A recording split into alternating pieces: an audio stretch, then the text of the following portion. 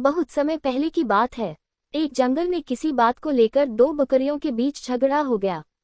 इस झगड़े को वहां से गुजर रहा एक साधु देख रहा था। देखते ही देखते दो बकरियों में झगड़ा इतना बढ़ गया कि दोनों आपस में लड़ने लगी। उसी समय वहां से एक सियार भी गुजरा। वह बहुत भूखा था। जब उसने दोनों बकरियों को झगड़ते देखा तो उसके मुंह में पानी आ गया। बकरियों की लड़ाई इतनी बढ़ गई थी कि दोनों ने एक दूसरे को लहूलुहान कर दिया था, लेकिन फिर भी लड़ना नहीं छोड़ रही थी। दोनों बकरियों के शरीर खून निकलने लगा था। भूखे सियार ने जब जमीन पर फैले खून की तरफ देखा तो उसे चाटने लगा और धीरे धीरे उनके करीब जाने लगा। उसकी भूख और ज्यादा बढ़ गई थी। उसके मन में आया कि क्यों न दोनों बकरियों को मारकर अपनी भूख मिटाई जाए। वहीं दूर खड़ा साधु यह सब देख रहा था।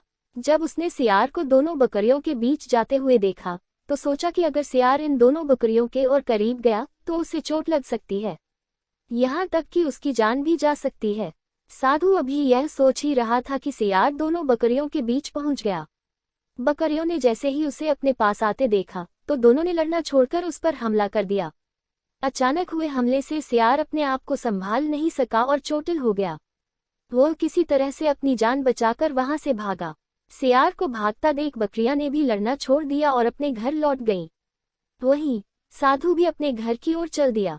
कहानी से सीख। हमें इस कहानी से यह सीख मिलती है कि कभी भी लालच नहीं करना चाहिए, साथ ही दूसरों की लड़ाई में नहीं कूदना चाहिए। इससे हमारा ही नुकसान होता है।